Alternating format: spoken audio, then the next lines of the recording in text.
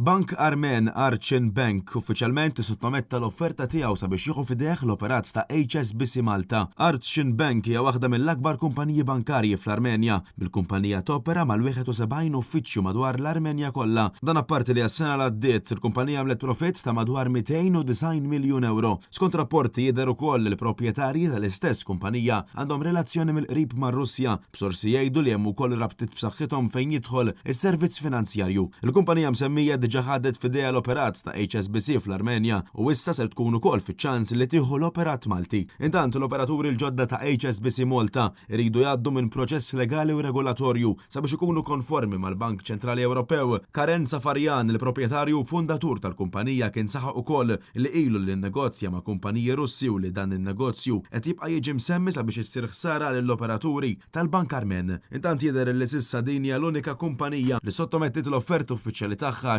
xiri ta' HSBC Malta.